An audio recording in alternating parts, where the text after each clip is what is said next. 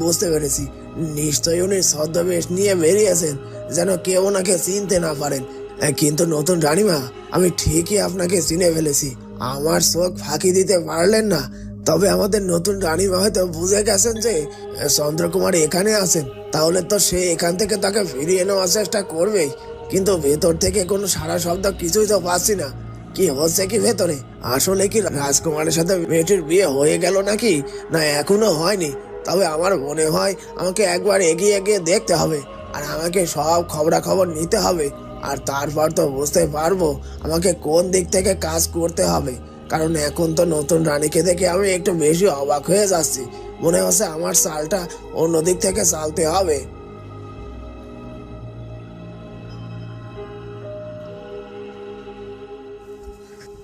না না, এই মেয়েটি যা বলছে সবকিছু মিথ্যে হতে পারে না। ও নিশ্চয় সবকিছু সত্যি বলছে। কিন্তু আমি কেন এসব কিছু মনে করতে পারছি না? এত চেষ্টা করে যাচ্ছি, তারপরও কেন আমার কিছু মনে পড়ছে না? কি করলে আমার সবকিছু মনে পড়বে? সত্যি সত্যি কি এই মেয়েটি আমার স্ত্রী? সেটাই যদি হয়, তাহলে আমি কি করে সোনালীকে বিবাহ করতে পারি? কি হলো কি রাজকুমার, তুমি কি এভাবেই দাঁড়িয়ে থাকবে? এই লোকটা আমার হাত ধরে টানাটানি করছে, তারপরও তুমি এভাবে চুপচাপ দাঁড়িয়ে থাকতে পারো না রাজকুমার। কিছু একটা করো, তুমি কিছু একটা করো। তুমি সবকিছু মনে করার চেষ্টা করো, এভাবে চুপ করে দাঁড়িয়ে থেকো না। এই মেয়ে, অনেক হয়েছে তোমার নাটকবাজি। আর কোনো নাটকবাজি এখন চলবে না। আর এই ছেলেটাকে তুমি কি মনে করাতে চাইছো?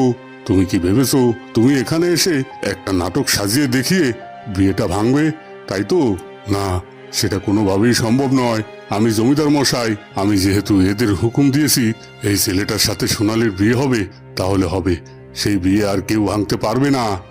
এই যে সোনালী বাবা, আপনি দাঁড়িয়ে আছেন কেন? এক্ষুনি আপনার মেয়ের সাথে ছেলেটির বিবাহ শুরু করুন। আর রামু, তুই দাঁড়িয়ে থাকিস না, এক্ষুনি ওকে নিয়ে এখান থেকে চলে যা। না না না না, আপনারা এমনটা করবেন না। এভাবে ওই মেয়েটিকে কেন কষ্ট দিচ্ছেন? ওই মেয়েটা তো কোনো অন্যায় করেনি। আর তাছাড়া ও হতে পারে যে ওই মেয়েটি সব সত্যি কথা বলছে। আপনারা শুধু শুধু ওই মেয়েটিকে এভাবে কষ্ট দিতে পারেন না। ওকে ছেড়ে দিন। না না, এই মেয়েটিকে আর এখানে এক মুহূর্ত রাখা যাবে না। আর এই ছেলেটা যদি সত্যি সত্যি এই মেয়েটির স্বামী হয়ে থাকে, তাহলে সব কিছু মনে পড়ে যেতে পারে। তাই যে করি হোক, এই মেয়েটিকে এখান থেকে আমাকে সরিয়ে নিয়ে যেতে হবে। শোনো সোনালী বাবা, আমি তোমাকে বলে দিচ্ছি, এক্ষুনি তোমার মেয়ের সাথে ওই ছেলেটির বিয়ে দাও। আর এটা আমার হুকুম, আর হুকুমের যেন অন্যথা না হয়। আর এই মেয়েটিকে আমি নিয়ে যাচ্ছি। এরপর আমি ফিরে এসে যদি দেখি তোমরা এখনো এদের বিবাহ সম্পূর্ণ করনি, তাহলে এর পরিণতি বড্ড ভয়ঙ্কর হবে। এই বলে দিচ্ছি। রামু, চল, এখন এই মেয়েটিকে ধরে নিয়ে তাড়াতাড়ি আমাদেরকে এখান থেকে চলে যেতে হবে। হ্যাঁ হ্যাঁ জমিদার মশাই, চলুন চলুন। না না না না, আমাকে আমাকে এখান থেকে জোর করে ধরে নিয়ে যাবেন না। আমাকে আমাকে এখানে আমার রাজকুমারের কাছে থাকতে দিন। রাজকুমার, রাজকুমার, তুমি ওদেরকে কিছু বলো, ওরা যেন আমাকে এখান থেকে কিছুতেই না নিয়ে যায়। তুমি ওদের আটকাও রাজকুমার, আটকাও। জমিদার মশাই ফুলকুমারীর হাত ধরে টেনে নিয়ে সেখান থেকে বেরিয়ে যায়। না না না না, এটা মোটেই ঠিক হলো না। ওই মেয়েটাকে এভাবে টেনে এসে জমিদার মশাই নিয়ে গিয়ে ঠিক করেনি। উনি রাজ্যের জমিদার হতে পারেন, তাই বলে উনি কি অন্যায় করতে পারেন? আর ওই মেয়েটির বা কি অপরাধ? ও তো ওর কথাগুলো শুধুমাত্র বলেছে। আমি জানি না ও যে কথাগুলো বলছে সেসব সত্যি কিনা। তবে মেয়েটার সাথে যেটা হয়েছে সেটা অন্যায় হয়েছে। আমি সে অন্যায় কিছুতেই সহ্য করতে পারি না। আপনারা গ্রামের লোকজনরা চুপ করে এখানে দাঁড়িয়ে রয়েছেন, আপনাদের কিছু মনে হচ্ছে না। কিন্তু আমি এখানে আর এক মুহূর্ত দাঁড়াবো না। আমি এক্ষুনি যাব, ওই মেয়েটিকে জমিদার মশাইয়ের কাছ থেকে মুক্ত করব। না না, দাঁড়াও বাবা, কোথাও যাবে না। তুমি এভাবে এখান থেকে কিছুতেই যেতে পারো না, কারণ তোমার সাথে আমার মেয়ের জীবন এখন জড়িত। তোমাকে এখন আমার মেয়েকে বিবাহ করতে হবে। এ কি কাকা বাবু, আপনি আপনি এই কথা বলছেন? আপনি তো শুনলেন ওই মেয়েটি কি বলল। আর সত্যি বলতে আমি তো আমার অতীতের সব কথা ভুলে গিয়েছি। আর ওই মেয়েটি যেটা বলছে সেটা যদি সত্যি হয়, ওই মেয়েটি যদি সত্যি সত্যি আমার স্ত্রী হয়, তাহলে আপনি কি করে আপনার মেয়েকে আমার একজন স্ত্রী থাকা অবস্থায় আমার সাথে তার বিবাহ দিতে পারেন? এতে করে তো আপনার মেয়ের জীবনটা নষ্ট হয়ে যাবে।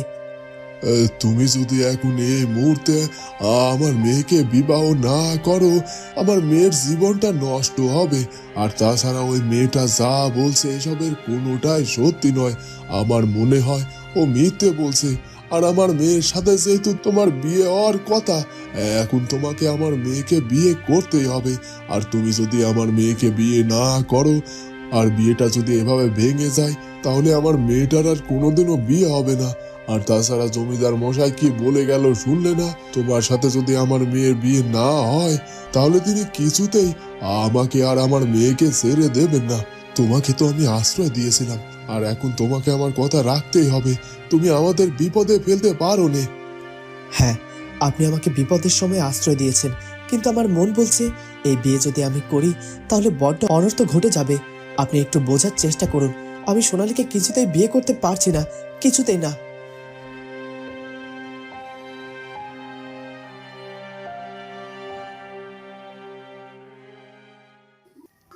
সত্যি তো, উনি তো ঠিকই বলেছেন। সত্যি সত্যি যদি ওই মেয়েটার কথা সত্যি হয়, সে যদি ওনার স্ত্রী হয়, তাহলে আমি কেন ওনাকে বিয়ে করব? কি করে আমি ওনাদের দুজনের ভালোবাসার মাঝে তৃতীয় ব্যক্তি হয়ে ঢুকবো? হ্যাঁ, আমি ওনাকে ভালোবাসি ঠিকই, কিন্তু ওনার চোখে মুখে কখনো আমি আমার জন্য ভালোবাসা দেখিনি। উনি তো কখনো কোনো দিনও আমাকে একটিবারের জন্য ভালোবাসেনি।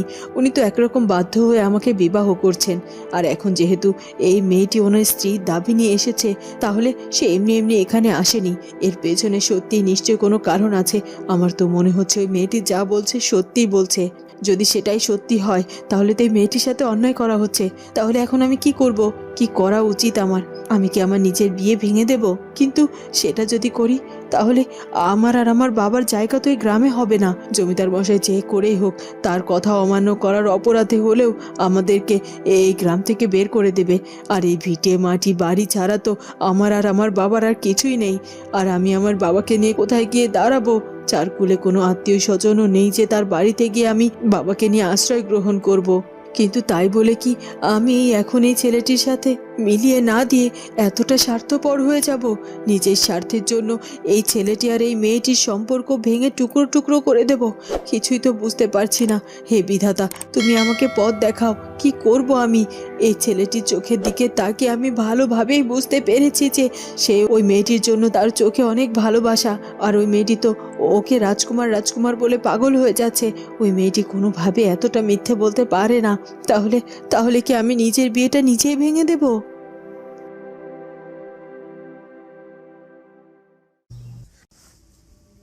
গণক মশাই, আপনি দেখছি বাড়িতে আছেন, ভালো হয়েছে। একই মন্ত্রী মশাই, আপনি এখানে এলেন যে? একই গ্রামের লোকজনেরাও দেখছি আপনার সাথেই। সবাই মিলে হঠাৎ করে আমার বাড়িতে এলেন যে? কি হয়েছে কি? গ্রামে আবার কোনো দুর্ঘটনা ঘটেছে নাকি? না না রাজকনক, কোনো অঘটন ঘটেনি। আসলে আমরা সবাই মিলে এসেছি রাজপ্রাসাদে যাওয়ার জন্য। ঠিক আছে, তাহলে যান, রাজপ্রাসাদেই যান। কিন্তু আমার কাছে হঠাৎ করে এলেন কেন? রাজগণক মশাই, আপনি বুঝতে পারছেন না, আমরা শুধুমাত্র একা একা রাজপ্রাসাদে যেতে পারি না। রাজপ্রাসাদে আপনাকে আর রাজবুদ্ধকে সাথে নিয়ে যেতে হবে, আর তাই আমরা সবাই এখানে এসেছি। ও আচ্ছা, বুঝতে পেরেছি। তার মানে কি আমাদের নতুন রানীমা রাজপ্রাসাদে ফিরে এসেছে? না না না, নতুন রানীমা এখনো রাজপ্রাসাদে ফিরে আসেনি। আসলে আমরা রাজপ্রাসাদে যেতে চাইছি তার একটাই কারণ, রাজপ্রাসাদ রাজসিংহাসন পুরোপুরি শূন্য পড়ে আছে। এভাবে রাজাহীনভাবে যদি রাজসিংহাসন পড়ে থাকে, তাহলে যে কোনো মুহূর্তে রূপনগর রাজ্যের মানুষের উপর অঘটন ঘটতে পারে, বিপদ আসতে পারে। আর এভাবে দিনের পর দিন রাজা ছাড়া একটা রাজ্য কিভাবে চলতে পারে বলুন তো? হ্যাঁ মন্ত্রী মশাই, আপনি কথাটা ঠিক বলেছেন। এভাবে রাজা ছাড়া কোনো রাজ্য চলতে পারে না। সেখানে তো বেশ কয়েকটা দিন পার হয়ে গেল। এ ব্যাপারে রানীমার সাথে সত্যি আমাদের কথা বলা উচিত। আর তাছাড়া আমাদের রাজ্যের যদি কোনো ক্ষতি হয়ে যায়, সেই ক্ষতির সম্মুখীন তো আমরা সবাই হব, তাই না? হ্যাঁ কনক মশাই, ঠিক এই কথাটাই আমি আপনাকে বোঝাতে চাইছিলাম। রানীমা তো আমাদের কাছ থেকে দুদিন সময় নিয়েছিল, আর দুদিন সময় পার হয়ে গিয়েছে। হ্যাঁ, এখনো আমাদের যুবরানী ফিরে আসেনি। কবে ফিরবে তারও কোনো সঠিক খবর নেই আমাদের কাছে। আর আমরা এভাবে রাজসিংহাসন খালি করে রেখে দিতে পারি না। তাই আমার মনে হয় যে কোনো ফয়সালা আজই করতে হবে। ঠিক আছে মন্ত্রী মশাই, তাহলে আর কি, আমাদের এখন গিয়ে রানীমার সাথে সঠিকভাবে চূড়ান্ত কথা বলতে হবে। প্রয়োজনে আমরা আজই রাজসিংহাসনে আপনাকে বসানোর ব্যবস্থা করব, কারণ আমরা তো এভাবে আমাদের রাজ্যের ক্ষতি করতে দিতে পারি না, তাই না?